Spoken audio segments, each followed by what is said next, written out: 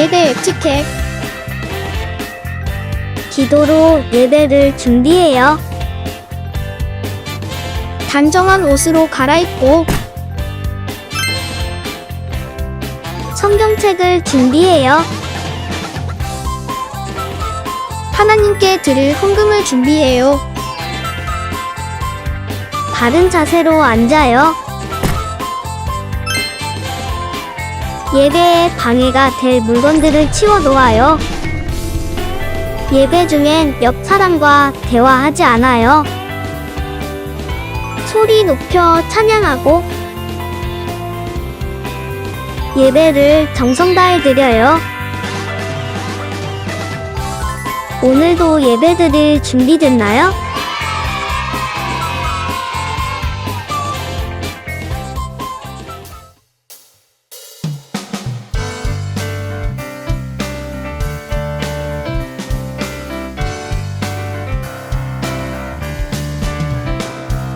내 모든 삶의 행동 주 안에 주님 안에 있네. 나의 숨쉬는 순간들도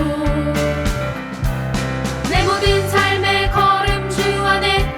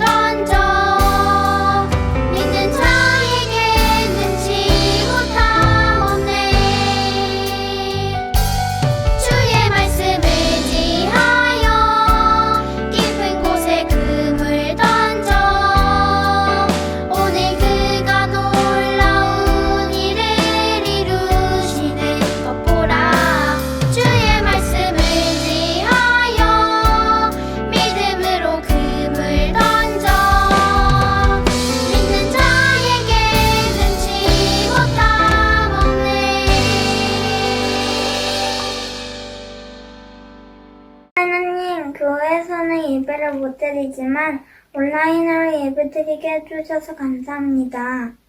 우리가 한 주 동안 잘못된 죄를 지었어요. 용서해주세요. 코로나가 빨리 없어지게 해주세요. 그래서 우리가 교회에 모여 왕되신 예수님께 찬양하고 예배드리게 해주세요. 오늘 설교하시는 엄재원 목사님의 말씀을 잘 듣고 순종하게 해주세요. 예수님 이름으로 기도합니다. 아멘.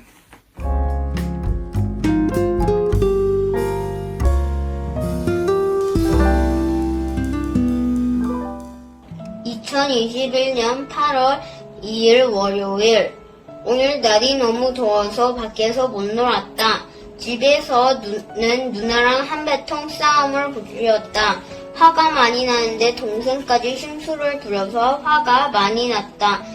동생에게 화를 내서 동생을 울렸다. 그때 엄마가 나간다고 해서 화를 가라앉히려고 같이 갔다. 현관에 들어섰을 때부터 내가 왜 화를 냈지 하고 후회됐다. 예수님께서 사과를 하시라고 하셔서 누나와 동생에게 사과를 했다. 밖에를 갔다 오니 기분이 좋아졌다. 저녁에 초등 래퍼를 봤다. 신우 전도사님이 우리는 문제가 많다고 하는 말에 점심에 있었던 일이 생각났다. 점심에 있었던 일을 회개했다. 회개할 수 있는 마음을 주셔 예수님께 감사해요.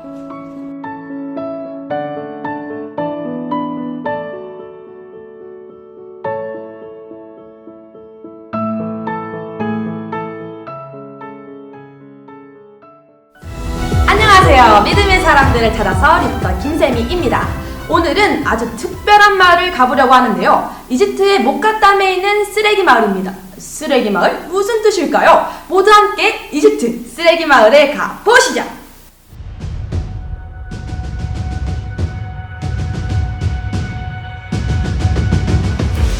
저는 쓰레기 마을에 도착했습니다. 여기 쓰레기 마을 주민을 모셨는데요. 안녕하세요. 안녕하세요. 저는 쓰레기 마을에 살고 있는 위시족입니다. 반가워요. 그런데 마을 이름이 독특하네요.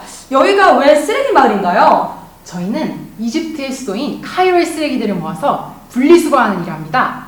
그래서 저희 동네에는 쓰레기가 가득해요. 그래서 여기가 쓰레기 마을입니다. 아, 그렇군요. 그래서 이렇게 온통 쓰레기가 있던 거군요. 여러분, 이곳 사람들은 쓰레기를 정리하는 일을 하고 사는 사람들이 모여 살기 때문에 쓰레기 마을이라고 하네요. 다른 주민을 만나볼까요? 안녕하세요. 네, 저희가 방금 쓰레기 마을에 대해 듣게 되었어요. 그런데 이렇게 지내시면 냄새도 심하고 벌레도 많고 심지어 쥐도 나올 것 같은데 괜찮으세요? 사실 여러 가지로 살기가 불편하지만 저희는 여기서 이렇게 쓰레기를 분리하며 살기로 선택한 사람들이에요. 네. 세상에 많고 많은 직업이 있는데 아니 대체 왜 이런 직업을 선택하신 거예요? 네. 저희 이집트는 기독교인을 인정하지 않습니다. 네, 기독교인이라고 하면 좋은 직장을 다닐 수도 없고 좋은 학교를 다니기도 어려워요. 그래서 나라에서는 종교를 바꾸라고 아주 큰 돈을 주려고도 했는데 근데 저희는 그 돈을 거부하고 끝까지 기독교인으로 남기로 했습니다. 네. 그렇다면 신앙을 지키기 위해서 이렇게 쓰레기를 정리하는 일을 선택하신 거군요? 네, 맞습니다. 더 많은 돈을 버는 일을 할 수도 있지만 하지만 그러기 위해서는 예수님을 믿지 않아야 되거든요. 이 땅에서의 삶은 잠깐이에요. 하지만 하나님의 나라는 영원합니다. 네, 영원합니다. 참 멋있으십니다.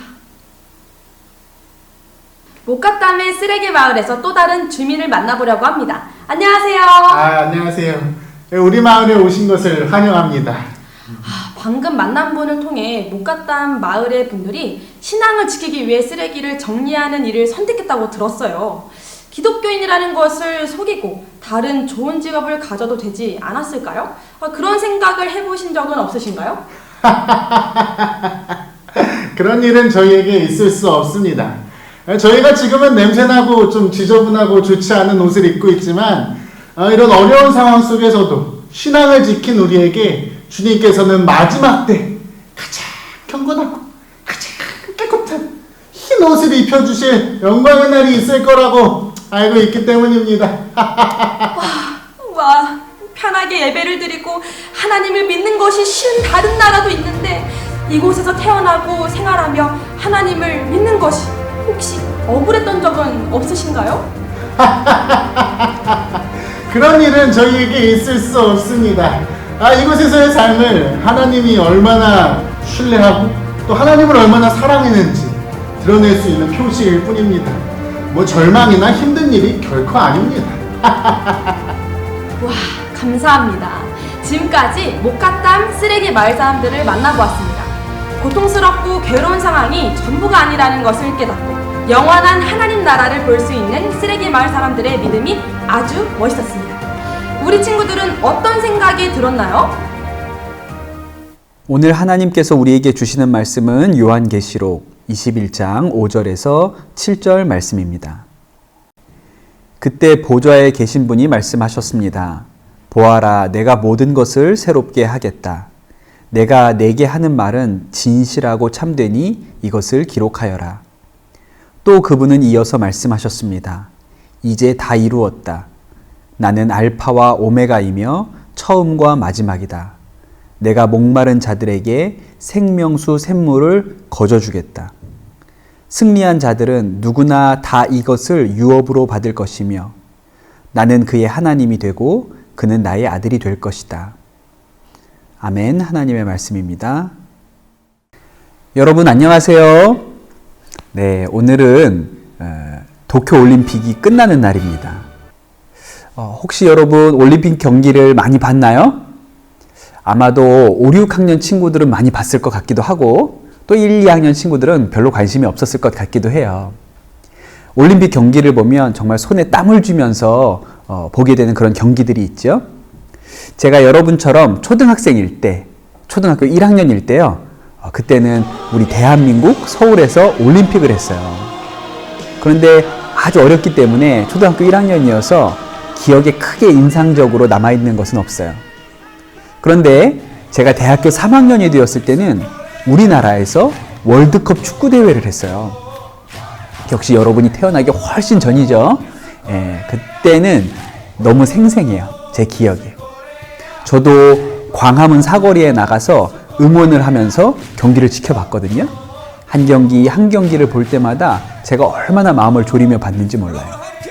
그 중에서도 가장 마음 졸였던 경기가 8강전이었어요. 우리나라가 8강에서 세계적인 강팀인 스페인하고 경기를 했거든요. 전반전, 후반전, 또 연장전까지 했는데 승부가 나지 않았어요. 그래서 승부차기를 했죠. 스페인에서 5명, 우리나라에서 5명의 키커들이 나와서 골키퍼와 1대1로 대결을 벌였어요. 우리 선수가 골을 넣으면 환호성이 터졌고 또 스페인 선수가 골을 넣으면 탄식이 터졌어요. 보고 있었지만 얼마나 떨렸는지 몰라요. 그리고 우리나라의 마지막 5번째 선수가 골을 넣고 나서야 승리가 확정되었어요. 정말 심장이 터질 것 같았던 그런 경기였습니다. 제가 왜 여러분에게 거의 20년이 지난 이야기를 하고 있을까요? 아저씨처럼? 그런데 지금 그 경기를 다시 본다면 어떨까요? 지금 그 스페인과의 경기, 그 승부차기를 다시 본다면 지금도 그때처럼 그런 긴장, 떨림, 초조함 그런 게 있을까요? 아니겠죠. 왜 그럴까요? 결과를 이미 알고 있기 때문에 그렇습니다. 우리나라가 이길 거라는 걸 이미 알고 있죠. 그러니 긴장할 필요가 없어요. 우리가 어떤 일을 할 때 결과를 아는 것은요, 굉장히 중요한 일입니다. 1910년에 우리나라는 일본의 나라를 빼앗겼어요. 그리고 1945년에 빼앗긴 나라를 다시 찾았습니다. 광복을 얻었죠. 35년 동안 나라를 빼앗기고 일본의 지배를 받은 거예요. 여러분, 35년은요, 굉장히 긴 시간입니다. 여러분이 지금 살아온 시간을 3배, 4배까지 더 살아야 35년이에요. 그렇게 오랫동안 일본의 지배를 받다 보니까 어떤 사람들은 더 이상 우리가 나라를 되찾아야 한다 이런 생각을 안 하게 되기도 했어요. 그런 사람들이 많아지기 시작했습니다. 처음에 일본의 나라를 빼앗겼을 때는 목숨을 걸고라도 나라를 되찾아야지 이렇게 생각을 했어요. 그런데 시간이 10년이 지나고 20년이 지나고 30년이 지나니까 이제 안 되는구나 이렇게 생각을 하게 된 것이죠. 그래서 나는 이제 일본 사람으로 그냥 살아야겠다 그렇게 생각을 하기도 했어요. 그런 사람을 우리가 친일파라고 부르죠. 그런데 여러분, 이런 사람들이 모르는 게 하나가 있어요. 뭘 몰랐을까요? 1945년 8월 15일에 일본이 망하고 우리나라가 광복을 맞게 될 거라는 것을 몰랐어요. 만약에 1945년에 일본이 망할 거라는 것을 알았다면 누가 친일파가 되겠어요? 지금 조금 힘들더라도 다 참았을 거예요. 그런데 그 결과를 알지 못하니까 일본이 영원히 우리나라를 지배할 것 같으니까 친일파, 배신자가 되었던 거예요. 오늘 우리가 읽은 성경은요, 신약 성경 맨 마지막에 나오는 요한계시록이에요. 요한계시록에는 이 세상의 마지막이 어떻게 될 것인지를 우리에게 알려주고 있어요. 마지막 이야기를 하기 전에 이 요한계시록이 쓰여질 그 당시의 상황을 여러분에게 설명할 필요가 있을 것 같아요. 예수님이 부활 승천하시고 나서 시간이 많이 흘렀어요. 이제 요한은 나이가 90세가 넘은 할아버지가 되었습니다. 그때 예수님을 믿고 따르는 사람들이 상당히 많아졌어요. 그랬는데 당시에 이 세상을 다스리고 있던 로마라는 큰 나라가 있었거든요. 그리고 도미티아누스라는 사람이 그 로마의 황제가 됐어요. 그리고 자기가 다스리던 이 로마의 영토 곳곳에 자신의 신전을 만들고 자기의 동상을 세워놓았습니다. 그리고 사람들에게 자신의 신전에 와서 자기의 동상에게 절하게 했어요. 그리고 만약에 이 명령을 지키지 않는 사람들이 있으면 핍박을 하기도 하고 죽이기도 했어요. 그런데 그 당시에 예수 믿는 사람들은 도미티아누스 황제의 동상에 절할 수가 없었어요. 하나님이 기뻐하시는 뜻이 아니니까요. 그래서 많은 그리스도인들이 고난을 당했고 죽임을 당하기도 했어요. 오늘 이 요한계시록을 쓴 요한도 반모라는 작은 섬에 끌려가서 그곳에서 갇혀 있었어요. 그런데 바로 그때 하나님께서 요한에게 환상을 보여주시면서 이 세상의 마지막이 어떻게 될 것인지 알려주신 거예요. 오늘 우리가 읽은 말씀을 보면 이 마지막 때에 하늘 보좌, 하늘의 왕이 앉아 계시는 자리에 예수님이 앉아 계셨어요. 지금 이 땅에서는 로마의 황제가 가장 힘이 센 것 같아요. 그런데 예수님은 요한에게 환상으로 가르쳐 주셨어요. 이 마지막에, 이 세상의 마지막에 이 세상을 다스리시고 또 심판하시는 분이 예수님이시라는 것을 알려준 거예요. 그래서 예수님은 이렇게 얘기하시죠. 이제 다 이루었다. 나는 알파와 오메가이며 처음과 마지막이다. 내가 목마른 자들에게 생명수 샘물을 거저주겠다. 그렇게 얘기를 하세요. 예수님이 다 이루셨어요. 예수님은요, 처음이기도 하시고 마지막이기도 하세요.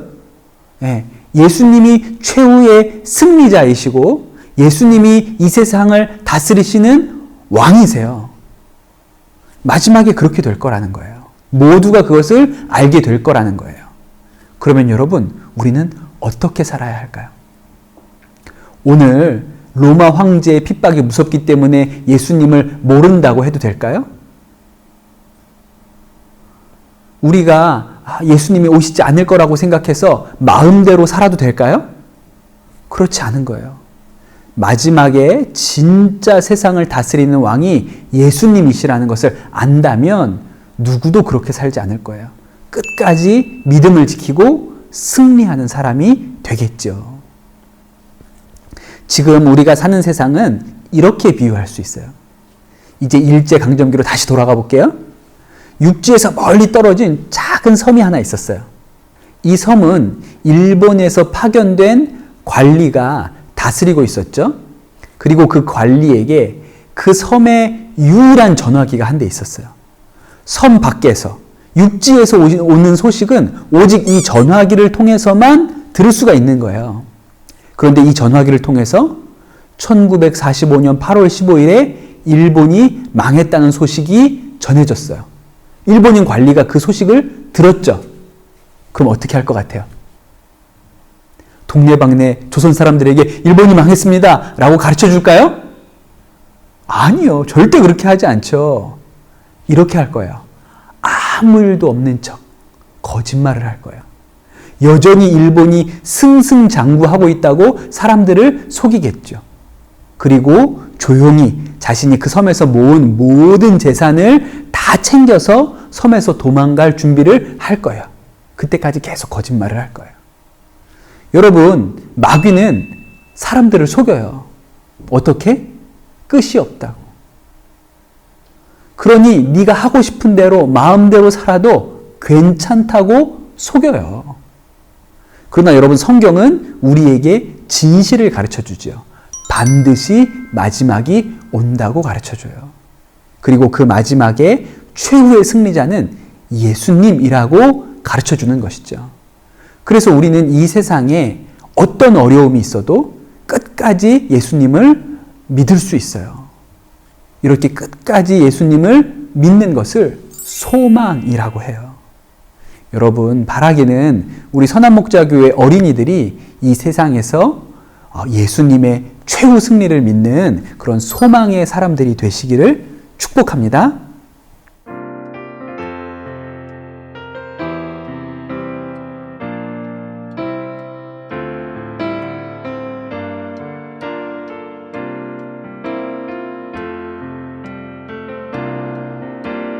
나 주님의 기쁨 되기 원하네. 내 마음을 새롭게 하소서. 새 부대가 되게 하여 주사. 주님의 빛 비추게 하소서. 내가 원하는 한 가지, 주님의 기쁨이 되는 것. 내가 원하는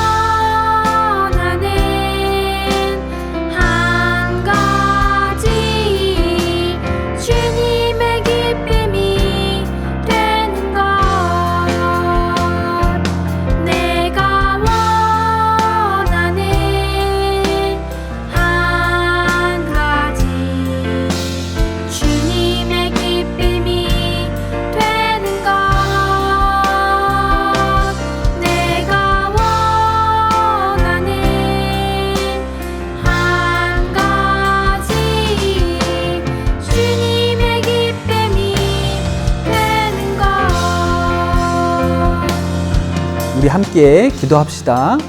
이 시간 기도할 때는 예수님께서 이 세상 마지막에 최후의 승리자시라는 것이 우리 마음 가운데 믿어지게 해주세요. 우리에게 소망의 눈이 열리게 해주세요. 우리 합심해서 기도하겠습니다.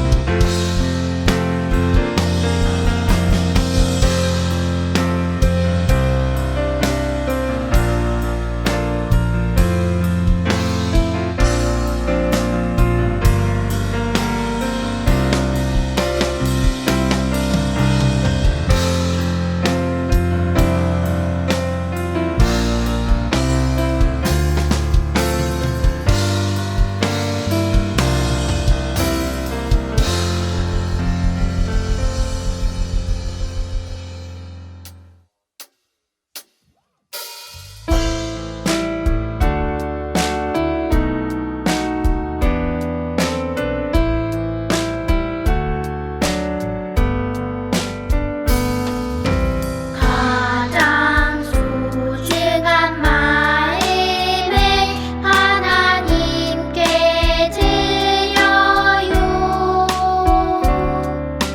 마음 깊숙이 고이 간직한 소중한 마음을 드려요. 하나님께만 예배하고 하나님만을 경외하는 가장 소중한 마음을 하나님께 드려요.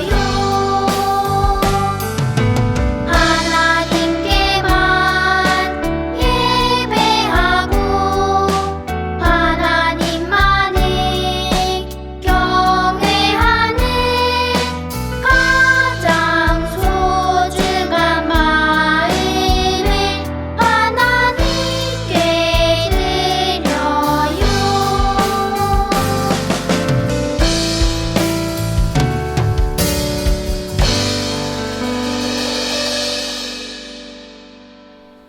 이 시간 함께 주기도문 하겠습니다. 하늘에 계신 우리 아버지, 아버지의 이름을 거룩하게 하시며 아버지의 나라가 오게 하시며 아버지의 뜻이 하늘에서와 같이 땅에서도 이루어지게 하소서. 오늘 우리에게 일용할 양식을 주시고 우리가 우리에게 잘못한 사람을 용서하여 준 것 같이 우리 죄를 용서하여 주시고 우리를 시험에 빠지지 않게 하시고 악에서 구하소서. 나라와 권능과 영광이 영원히 아버지의 것입니다. 아멘. 샬롬 친구들 안녕하세요. 어린이국 말씀 방송 시간이 돌아왔습니다. 오늘 우리가 배울 말씀은 요한계시록 21장 6절 말씀이에요. 전도사님과 함께 읽어보도록 할까요? 시작! 또 내게 말씀하시되 이루었도다. 나는 알파와 오메가요 처음과 마지막이라. 내가 생명수 샘물을 목마른 자에게 값없이 주리니. 요한계시록 21장 6절 말씀. 네, 이 말씀에서 알파와 오메가는 말씀이 쓰여진 헬라어 알파벳의 가장 처음과 마지막을 말해요. 예수님께서는 온 세상에 처음부터 계셨으며 세상이 끝나는 날 다시 오셔서 예수님을 믿는 사람들에게 영원한 생명을 주시기로 약속하셨죠. 우리는 이것을 소망이라고 한답니다. 자, 우리 이 말씀을 다시 한번 머릿속으로 기억하며 함께 외워봐요. 시작! 또 내게 말씀하시되 이루었도다. 나는 알파와 오메가요 처음과 마지막이라. 내가 생명수 샘물을 목마른 자에게 값없이 주리니. 요한계시록 21장 6절 말씀. 아멘. 좋아요. 자, 이제 전도사님이 10초의 시간을 줄게요. 우리 친구들 함께 외워보는 거예요. 시작!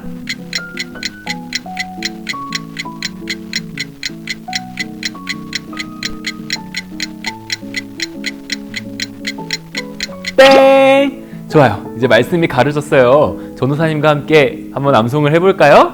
네, 시작! 또 내게 말씀하시되 이루었도다. 나는 알파와 오메가요 처음과 마지막이라. 내가 생명수샘물을 목마른 자에게 값없이 주리니. 요한계시록 21장 6절 말씀. 아멘. 와, 잘했어요. 이상으로 오늘의 말씀 암송을 마치도록 하겠습니다. 다음 주도 기대해 주세요. 안녕.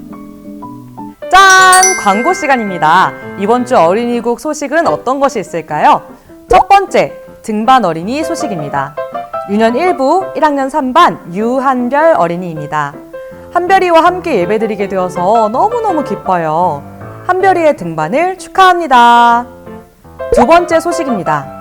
문화사역부에서 뮤지컬 팀을 모집한다고 해요. 3학년부터 6학년까지 신청할 수 있고요. 오늘부터 18일 수요일까지 지원을 받습니다. 자세한 내용은 교회 홈페이지를 통해서 공지사항으로 확인해 주세요. 나도 하고 싶다.